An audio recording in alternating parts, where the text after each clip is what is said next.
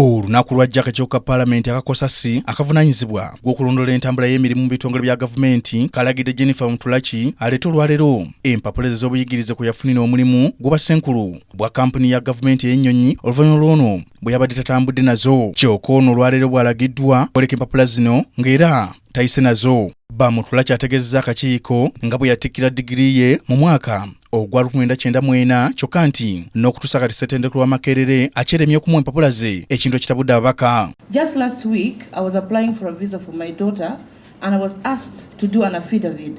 And trust me, the lawyer made a mistake. Instead of saying that my husband is the father, he wrote mother. And you know that makes a big difference.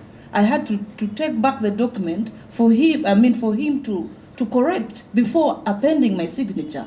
You know what it means to append your signature on a document as big as that? It speaks volumes. And I think it reaches a point where you don't need to argue much. Just say, at this point, I made a mistake. I never read through the document, and I asked to be excused on that. I pity anyone who thinks someone should be one person and a different person at one time. If we made this report about Bamuturaki, and she wants to challenge it tomorrow, when actually she's registered as in her previous names, she would defeat us. It is only important that if you're a public officer, you are known by who you are, so that whatever recommendations and whatever action you take in the interest of the public, you are personally held accountable. Olunaku lw'eggulo twakizudde nti omukyala Akulira Janifer Bamuturaki Talina bisaanyizo biwera kuddukanya nga CEO kubanga ebisaanyizo ebyetaagisa degree esookerwako then ey'okubiri, naye ye alina degree emu yokka. Naye ate leero tukizudde nti ne degree eyo emu gy'ayogerako erabika teriiyo kubanga tumusabye transcript n'ebyogera ku degree eyo tabirina. Agamba ya graduatinga 1994 naye emyaka 28 paka kati tagifunanga. Musimanya Makerere yamugamba nti ebiwandiiko byebyo byabula myaka 28. Akakiiko kazudde ng'ono yagezaako n'okukyusa amannya ge ne yeeyita Entembe Musimbe Bamuturaki wabula nga teyasobola kuba birayiro okukakasa. Ababaka nga bakulembeddwamu ssentebe w'akakiiko kano Ky'Enyonyi balaze ng'ekiviirako kampuni eno eya Uganda Airline obutakola magoba kukozesa abantu abatalina bisaanyizo, ng'era omwaka gwa 2019 bakola loosi ya buwumbi 1,200 ate omwaka gwa 2020 bakola loosi ya 164 ate 2021 bakola loosi ya buwumbi 232. Akakiiko kazudde nga Bamuturaki yawa kampani ye eya Abat okuddukanya obwa kitunzi wabula nga nayo teyita mu mitendera. I think it has to do with farming. Yeah. Okay. Were you in any way involved in this agreement? No, sir, but I was asked to sign it because I was part of the ministry. Part of the ministry? Part of the ministry of the owner of the Abavata.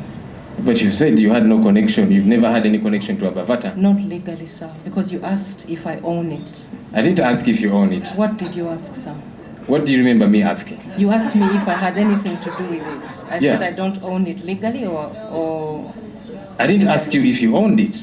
What did you ask? That was you responding saying I don't own it. Ah, okay. Aina company gy'ayinako akakwate oba ayinamu n'emigabo. Company eno eyitibwa Abavata. Yali commercial director wa Uganda Airlines. Company eno n'agiwa omulimu. Ate nga company aginako akakwate. N'agiwa omulimu era nga esasulibwa $5,400 sente za Uganda busoba mu buwumbi 2. Ssentebe w'akakiiko kano asizeewo ono n'amukwasa basayidi ba Paalamenti akole statement ku byayogedde. One thing is said here, a short while after that another is said, documents and all of that. We must get to the bottom of this. So let me ask Madam Janifer and Mr. Bagenda to please stand and follow our police officers.